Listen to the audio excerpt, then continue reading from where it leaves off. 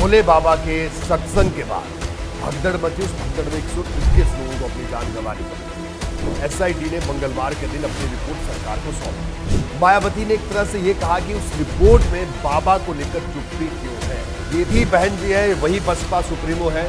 जब इनकी सरकार उत्तर प्रदेश में होती थी तब इनकी सरकार में यही नारायण साकार हरि जब अपने सत्संग में जाते थे तो लाल बत्ती की गाड़ी में जाते थे। 16 जिले ऐसे हैं जहां बाबा का असर माना जाता। वो बाबा कहां है जो अपने भक्तों को बचाने की बात करता था? आज उनके भक्त संकट में है, लेकिन बाबा जी गायब है। नमस्कार, मैं रोहित सिंह सावल।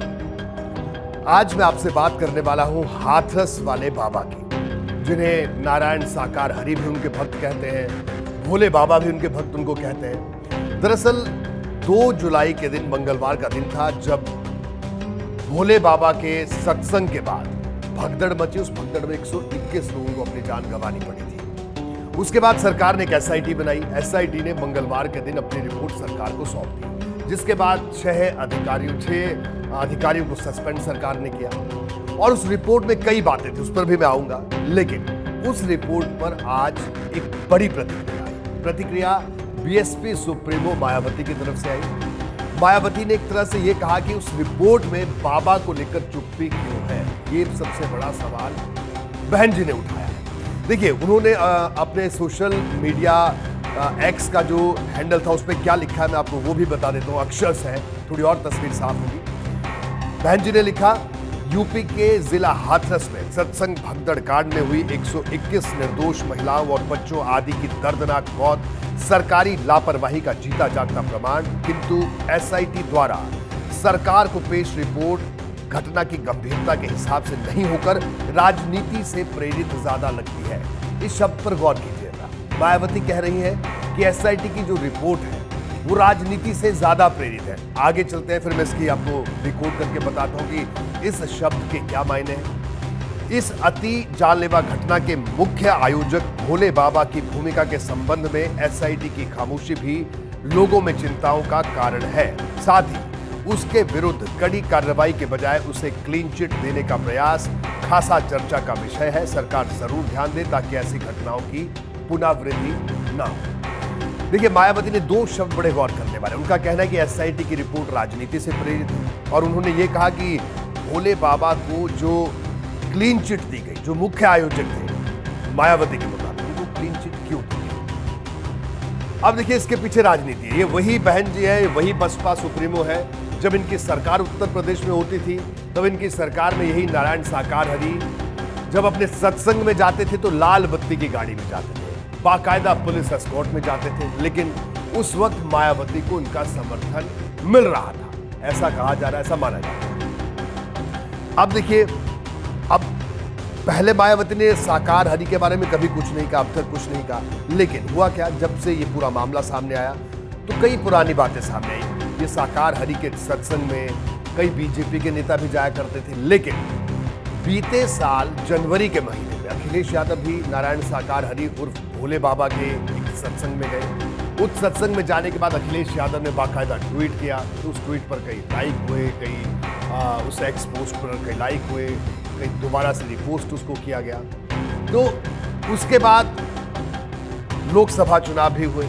और देखिए, पश्चिमी उत्तर प्रदेश के 16 जिले ऐसे हैं जहां बाबा का असर माना जाता है, जहां बाबा के भक्त हैं। तो कई लोगों का यह मानना है कि बाबा का समर्थन, परोक्ष समर्थन, राजनीतिक समर्थन पहले बहन जी को मिला करता था, जो पिछले कुछ सालों से उनको नहीं मिल रहा है। वो अपने भक्तों को इशारा करते हैं और उनके भक्त किसी दूसरी पार्टी को समर्थन देते हैं। उस बीच अखिलेश यादव का ये ट्वीट आना, बीते साल की मैं बात कर रहा हूं। ऐसे में पहली नेता है मायावती, जिन्होंने सीधे तौर पर इस सवाल को उठाया, क्योंकि अब तक देखिए हर राजनीतिक पार्टी के नेता इस सवाल से बचते आए। हमने सबसे बात की, सबसे प्रतिक्रिया ली, चाहे बीजेपी के लोग हो, कांग्रेस के लोग हो, सबने कहा कड़ी कार्रवाई होनी चाहिए, दोषी पकड़े जाने चाहिए। लेकिन बड़ा सवाल है कि आखिरकार वो बाबा कहां है जो अपने भक्तों को बचाने की बात करता था? आज उनके भक्त संकट में है, लेकिन बाबा जी गायब हैं, वरना अपने भक्तों को पूछने आ रहे हैं।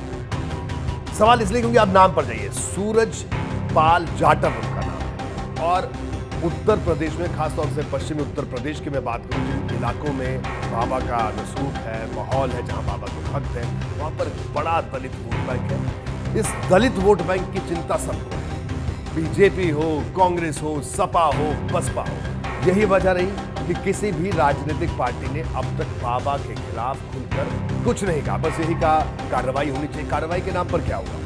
6 अधिकारियों पर गाजगिरी, एक एसडीएम, एक तहसीलदार, एक सीओ और इसके अलावा 3 और।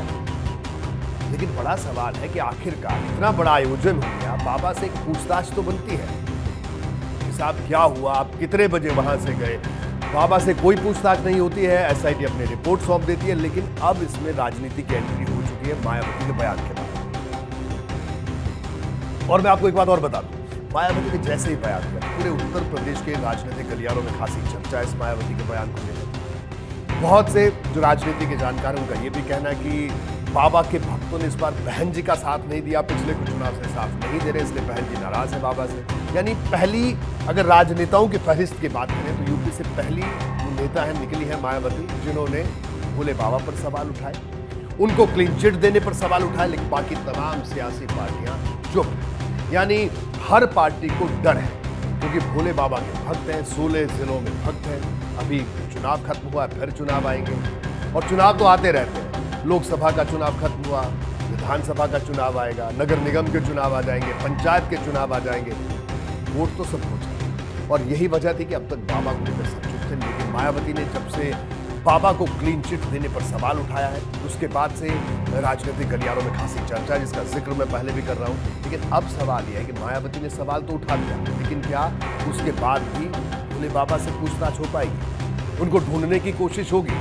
क्या उत्तर प्रदेश पुलिस उनसे पूछताछ करेगी? ये तमाम बड़े सवाल अभी भी बने हुए हैं। लेकिन कुल मिलाकर सबके ज़हन में, इस देश में कई लोगों से बात होती है, कई लोगों के देश भर से फोन आते हैं कि साहब आपके यूपी में ऐसा हो गया, लेकिन ये भोले बाबा कहाँ हैं, इन पर कोई कार्रवाई क्यों नहीं होती, इनसे पूछताछ क्यों नहीं होती? तो इसका जवाब आज खुलकर मायावती ने अपने एक्स हैंडल के जरिए दिया है। यानी सीधे तौर पर हर पार्टी को चिंता है बाबा के साथ जुड़े हुए वो जो लाखों भक्त हैं, उनकी जान की कितनी चिंता ये तो मैं नहीं बोल सकता, लेकिन उनके वोट की बहुत चिंता। उनको लगता है कि अगर बाबा से पूछताछ हुई या बाबा के खिलाफ किसी ने बयान दिया तो भक्त नाराज हो जाएंगे, और भक्तों की नाराजगी कोई भी राजनीतिक पार्टी नहीं उठाना चाहती। लेकिन सबको सोचना जरूर पड़ेगा, इतनी बड़ी घटना हो गई, 6 लोगों को सस्पेंड करके इससे इतिश्री नहीं की जा सकती। सवाल बड़ा है। अभी मायावती ने ये बात कही है, उम्मीद है बाकी नेता भी ये बात कहें और उत्तर प्रदेश पुलिस भी ये जज्बा दिखाए और बाबा के खिलाफ कोई कार्रवाई करे। लेकिन पॉइंट ये है कि बाबा से अब तक पूछताछ नहीं हुई, बाबा पर कोई सवाल नहीं उठाया गया, बाबा पर कोई मामला दर्ज नहीं हुआ। उसके पीछे बड़ी वजह है बाबा से जुड़ा हुआ एक बड़ा वोट बैंक, और यही वो पॉइंट है जिसको लेकर मैं आपसे आज चर्चा करने आया था। और अपने आप में बहुत सोचने वाली बात है कि आखिरकार कब बाबा से पूछताछ होगी।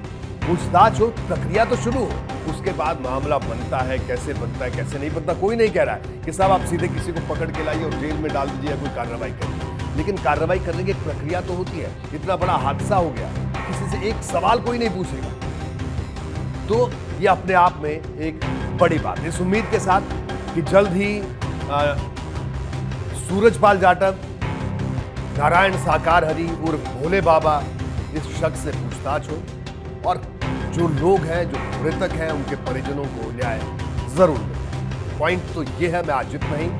नमस्कार।